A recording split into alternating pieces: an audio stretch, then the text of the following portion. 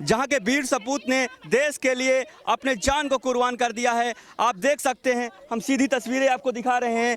यह है धीरेन्द्र त्रिपाठी का पार्थिव शरीर, जिसके पास उनकी पत्नी विलाप कर रही हैं। उनका एक छोटा सा 3 साल का बेटा है। बेहद ही गमगीन माहौल है आज पड़िया गांव में। आसपास के कई गांवों के लोग यहां इकट्ठे हो चुके हैं। आप देख सकते हैं किस तरह विलाप कर रही हैं। धीरेन्द्र त्रिपाठी ने आज पूरे जिले को गौरवान्वित किया है अपनी प्राणों की आहुति देकर देश के लिए।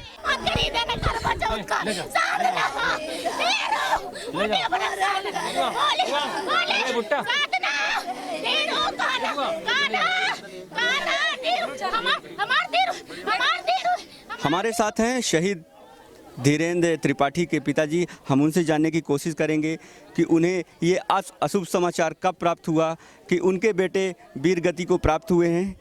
आप बताइए कि ये जानकारी आपको कब हुई कि आपके बेटे वहाँ पे शहीद हो गए हैं? कैसे आपको जानकारी लगी, किसके माध्यम से? मैं दिनांक 5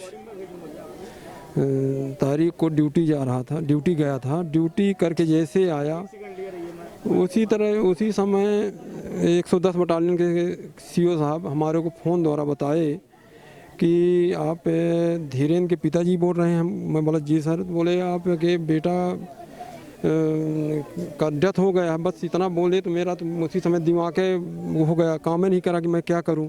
लेकिन मेरे लिए ये बहुत बड़ी एक विपत्ति हो गई है। मेरे ऊपर पहाड़ टूट गया है। अब लेकिन फिर भी हमको खुशी है कि चलो हमारा बेटा देश के लिए शहीद हुआ है। और उसी नौकरी में 34 साल 35वां साल नौकरी हमारी शुरू है। आपके कितने बेटे रहे? एक ही बेटे हैं जो जानकारी लगी है। वो कितने साल से नौकरी पे थे? वो 2010 से भर्ती थे। उनका 10वां साल नौकरी चल रहा था। और एक ही बेटा है हमारे और एक बेटी। अब हमारे का ही बहू बेटा हमारा नाती है। हम अब कोई सहारा वाला नहीं, अब हम ही हैं सहारा के लिए। अभी वो कब छुट्टी पे आए थे घर और कब से गए हैं? कोई उनकी ताज़ा यादें यदि आपके जहन में हो? वो जिस दिन कांड हुआ है उसी दिन मेरे को 8:30 बजे तकरीबन मेरे को फ़ोन किए। बोला पापा जी कहाँ हो? मैं बोला मैं ड्यूटी जा रहा। मैं बोला बेटा बाद में थोड़ा बात कर, हम 8 बजे बात करेंगे, अभी ड्यूटी में ज़्यादा बात नहीं करेंगे। और ये घटना कितने बजे हो गई? ये तकरीबन 12:30 पौने 1 बजे के बीच में ये घटना हुई है। और मेरे को कम से कम 3 बजे तकरीबन हमको बताया गया है। रोहित तिवारी जो शहीद धीरेन्द्र के साथ CRPF में अपनी सेवाएं दे रहे हैं, हम उनसे जानते हैं कि धीरेन्द्र त्रिपाठी जो हैं उनका स्वभाव कैसा था और वहाँ वो किस तरह अपनी सेवाएं दे रहे थे, उनका क्या अनुभव रहा। रोहित जी बताइए। जी धीरेन्द्र त्रिपाठी जी मेरे बहुत अच्छे मित्र थे। हम लोग 10 साल तक विजयवाड़ा में NDRF में सेवाएं दी। उसके बाद 19 मार्च को साथ में ही वहाँ से निकले हम लोग। ट्रांसफ़र हुआ हम लोगों का, दिल्ली गए। दिल्ली में लॉकडाउन में 2.5 महीने मेरे साथ ही रहे। फिर हम दोनों घर आ गए, गाड़ी बुक करके वहाँ से घर आए। घर आने के बाद मैं वापस चला गया श्रीनगर। मेरे को 118 बटालियन मिली, उनको 110 बटालियन मिली। वो यहाँ अपनी आके छुट्टी बढ़वा लिए। वो भी हरसठ के 2 दिन पहले यहाँ से गए। 2 महीने भी वहाँ ड्यूटी नहीं कर पाए और मैं अभी 27 तारीख को छुट्टी लेके यहाँ आया।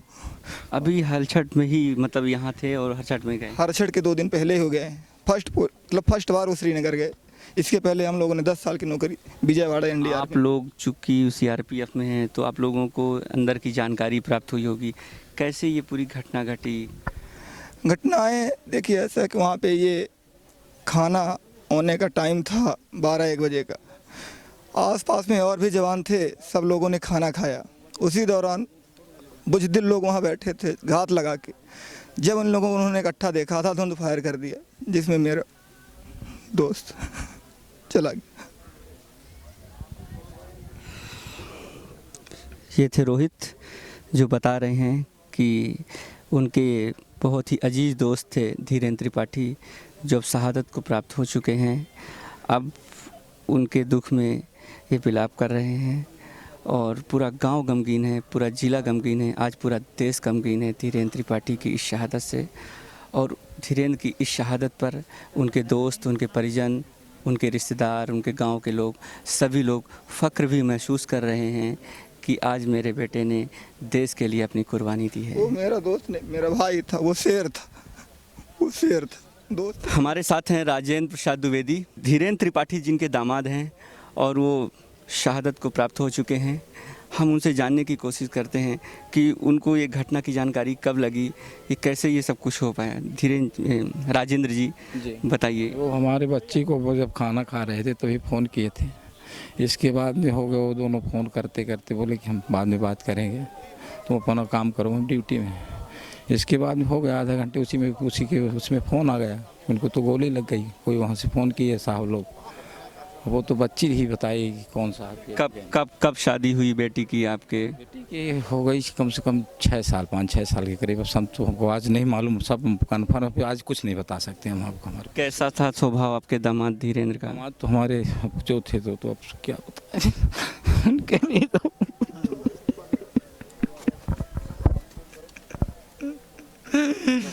कब